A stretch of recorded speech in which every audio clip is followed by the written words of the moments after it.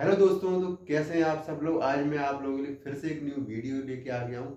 इस वीडियो में हम लोग देखेंगे डोमेस्टिक वायलेंस के बारे में। जैसा कि आप लोगों ने टाइटल पढ़ लिया होगा, आज हर 3 महिलाओं में से एक महिला डोमेस्टिक वायलेंस की शिकार है।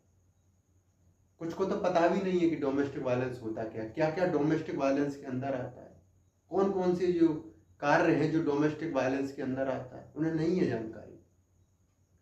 आज हम उसी पर बात करेंगे और अच्छे से डिटेल में देखेंगे कि क्या क्या उनके पास क्या क्या डोमेस्टिक वायलेंस होता है और कौन कौन से कार्य हैं जो डोमेस्टिक वायलेंस की कैटेगरी में आते हैं और कहीं ना कहीं वो उससे पीड़ित है।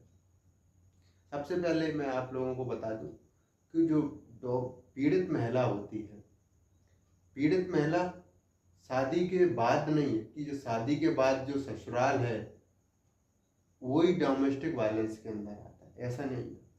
डोमेस्टिक वायलेंस अपने ही घर में ही भी हो सकता है, वो अपने ही घर में क्यों ना हो तब भी डोमेस्टिक वायलेंस हो सकता है, उसे नहीं है जानकारी। बहुत से लोगों को नहीं पता है इस बारे में कि डोमेस्टिक वायलेंस में कौन कौन सी चीजें निकली गई है।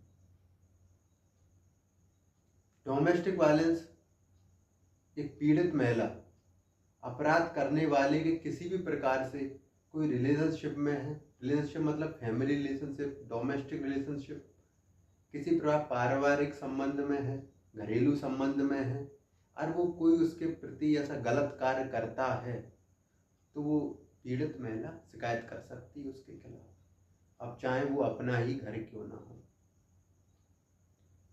कोई भी बेटी अपने ही घर में अगर प्रताड़ित की जाती है तो उसके पास हक है बात अपनी रखने का। जैसा कि मैं आप लोगों को बता दूं कि कोई भी लड़की है अपने घर में ब्लड से कोई रिलेशन वाला, रक्त से रिलेशन वाला, माँ हुआ, पापा हुए, बहन हुआ, भाई हुआ, तो इन सब में रिलेशन में है, अगर उनके द्वारा कोई गलत कार्य किया जाता है तो भी वो बात अपनी रख सकती है। शारीरिक तनाव देना उसको, मेंटली प्रेशर देना उसको, फाइनेंशियली परेशानी देना, ये सारे डोमेस्टिक वायलेंस में ही आते हैं। शादी के बाद पति के द्वारा गलत कार्य किए जाना, sexual violence, financial violence, emotional violence. अब मैं इनको थोड़ा उदाहरण देके भी बता देता हूँ जिससे आपको और अच्छे से समझ में आए।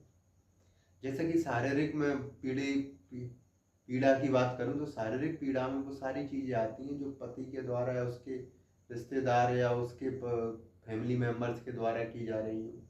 उसको मारना, पीटना, काटना, ये सारी चीज़ें उसमें आती हैं। सेक्सुअल वायलेंस, उसकी मर्जी के बिना शारीरिक संबंध बनाना, जबरदस्ती संबंध बनाना और ऐसे कोई कार्य के लिए उसको फोर्स करना, दबाव बनाना जो उसको पसंद ना हो, सब डोमेस्टिक वायलेंस में ही आता है।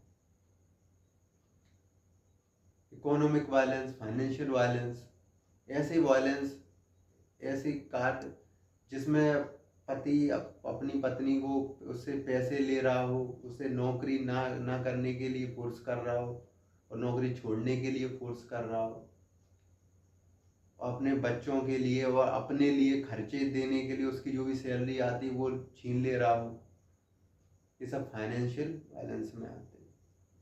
अगर ऐसी सब चीज़ें हो रही हैं तो आप अपनी बात रख सकते हैं, आपके पास अधिकार है इन सब चीज़ों के खिलाफ आवाज़ उठाने का।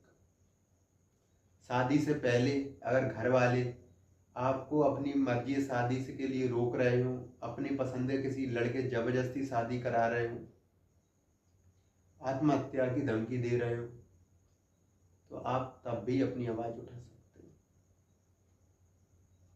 बहुत सारी बहनें हैं नहीं उठा पाती हैं आवाज़, कहाँ से उठाएं, कौन साथ देगा।